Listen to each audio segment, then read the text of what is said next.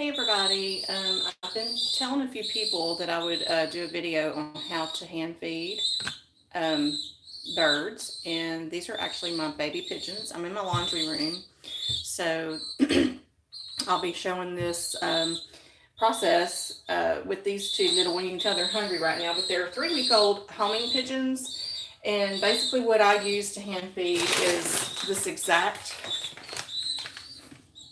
bird feeding formula,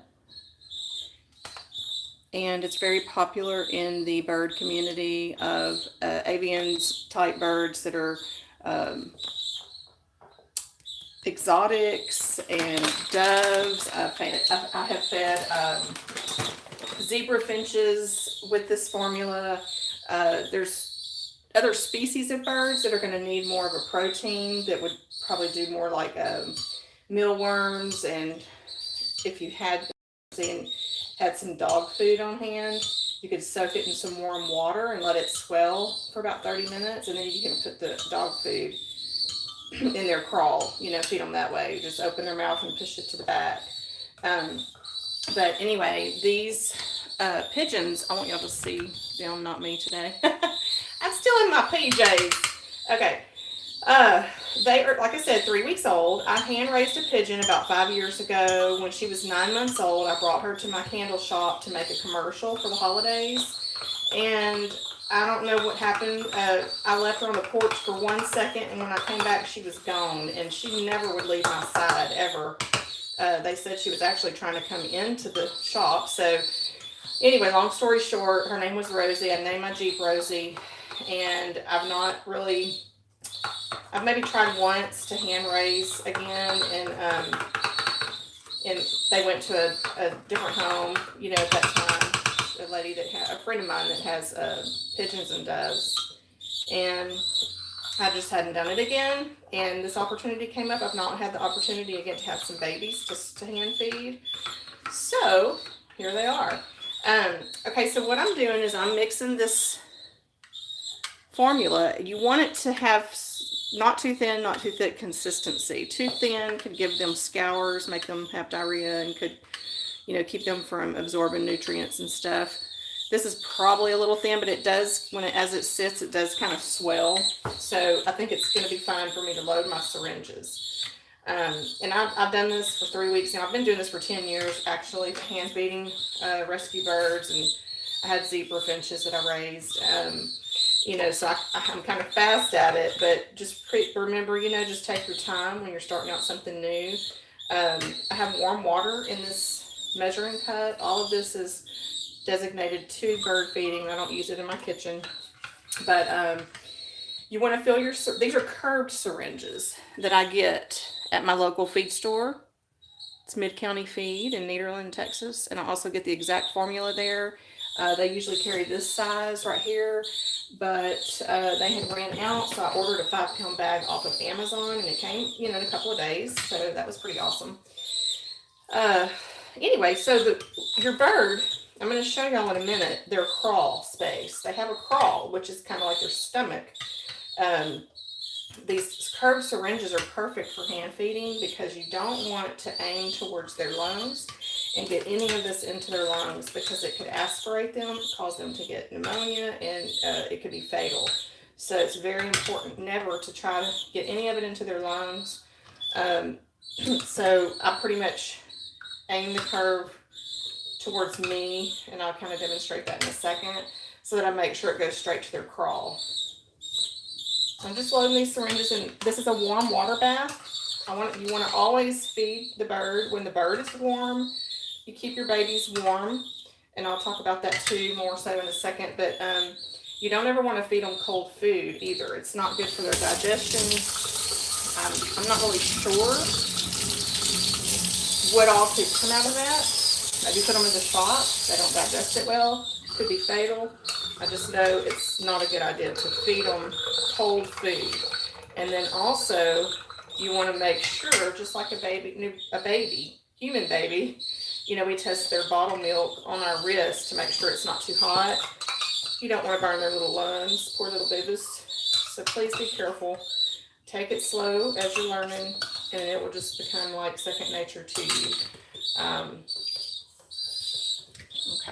So see, my syringes kind of get a little messy on the ends loading it, so I just kind of rinse them, and then I turn them upside down to get all that water back out.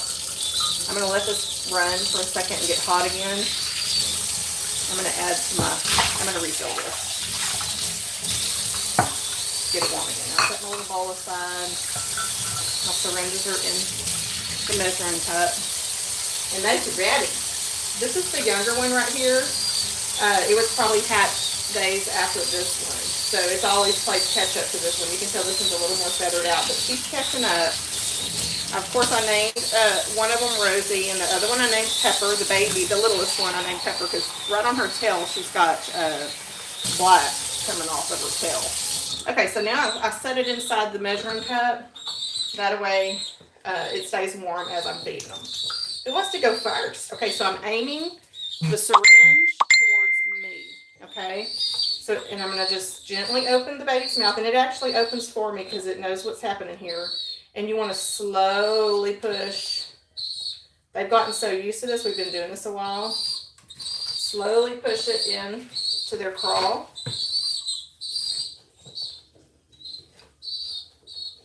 So if you're staring at the bird head on, it's the left side is where their crawl space is. Okay, see it opening its little mouth?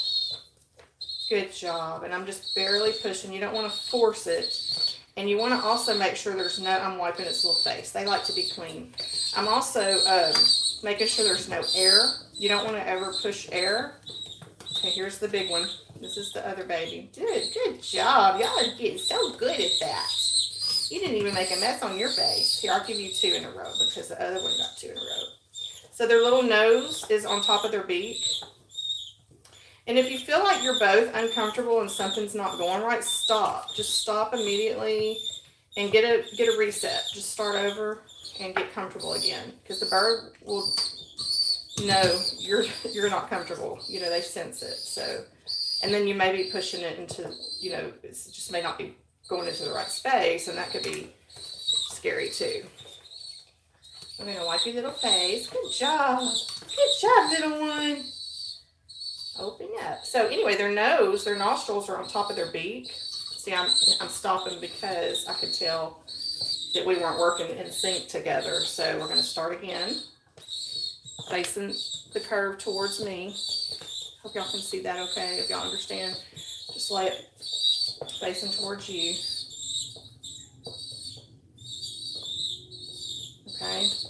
Open up, sweetie.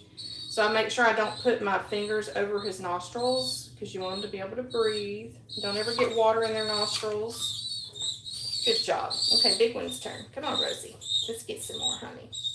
And I started introducing seed and water to them today. And Rosey, the bigger one, she has started pecking at the seed. A little bit is still crying for me. So I am going to reduce their feeding times. I was feeding them every 4 hours.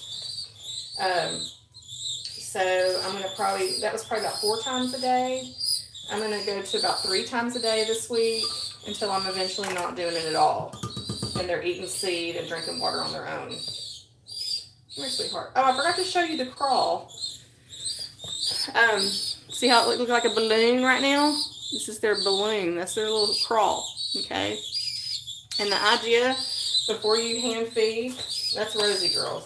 This one's might be a little smaller. Now it's kind of plump. Before you hand feed, in between feeding. Hey, I lost you guys, and I have no idea where I left off on this. Pick back up. I was showing y'all their crawl. So I hope that maybe that got into the picture there. But anyway, between feeding times, you want to make sure that their crawl is completely flat and empty, because if you keep stacking formula on top of formula in their crawl, we're done. See, all done. Good job, guys. That it could go sour in their crawl, and that's not good. It can make them sick. It could be fatal.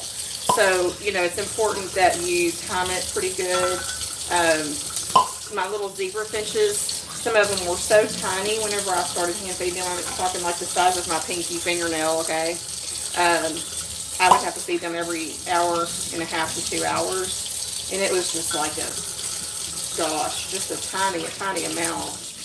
But Even with the littlest of a bird, you've got to make sure that their crawl is completely empty before you start feeding them again.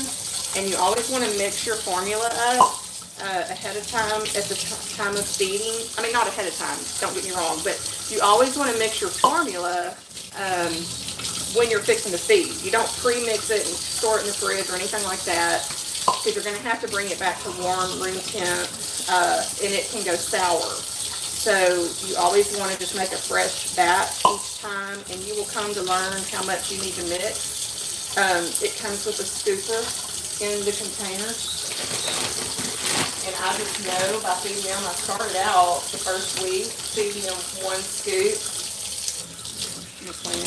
One scoop. And we're up to 2 scoops, one per bird already. Okay, so, and these syringes are like 45 cents a piece. You might could find these on Amazon if you don't have a feed store that carries them. Also, when you're loading the, sorry, that water's probably loud. When you're loading the syringe, you don't ever want to like mix your food in the bowl and suck it out of the bowl, because you will just ruin these syringes. They won't last for you because they do age. They do start to dry rot a little bit. I mean, you could condition them with some coconut oil, but I mean, these are pretty new, and you have to cut the tip when you first get them. Like, this is a brand new syringe right here. I'll cut a tip for y'all. And you cut it at an angle. Okay, so see the curve? It's completely closed at this end when you buy it. Okay, so when you get it, you're going to take off just a little bit of the tip, and you want to cut it at an angle. Okay, so there it is. You got a nice size hole there. This formula actually goes through these syringes pretty well. If you're ever in a bind, if I've ever been in a bind and I had nothing and I needed something, I would get dry oatmeal and I would run it through my coffee grinder. That spray just sprayed my phone. I would run it through my coffee grinder, and I would get it as fine as a powder as I possibly could. Every once in a while it would get stuck in one of these holes, and you might have to would make it a little bigger of a hole. I'm trying to think if I've covered everything. Like I said, you don't want to suck the food out of the bowl that you mix. You want to just hold the syringe like I was doing and demonstrating. You just put it in that way, okay? And then you push, drop it in your little water bath. Dang thing keeps stopping. But I do cover most everything. Keeping them warm is important. If you're going to do a heat lamp, please make sure it's not too close, because you actually can overheat a baby bird and kill the bird, cook the bird, basically, honestly. If you're going to use a heating pad, put the pad, like say this is the heating pad, this lid, put the pad half on and half off. That way, if the babies get too hot, it'd be like this, I guess. They get too hot, they can scoot away from the heat, and you want to always keep it on low. And just make sure that your heating pad is not one that automatically shuts off in 3 hours. I have one that's like that, and I have an old one that just stays on, and I prefer the old one because if you get busy and you forget, and these babies are getting big enough where I don't have to even have heat on them. I do have them in the house right now in a cage until I can move them to the pen. But you just, little ones, you have to keep them warm, especially those little zebra finches. But that just brings life back to them. I mean, it really does. If they get too cold, they almost look like they're dead. I mean, they will die. And you'd be surprised if you feel like one is on the brink of death and you think that that's what's happening, and you warm it back up, it'll literally come back to life. So, but please leave me any questions in comments, and I will try to help any way that I can.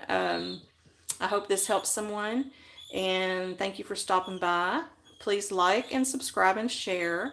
Be blessed and share the blessings. Thank you.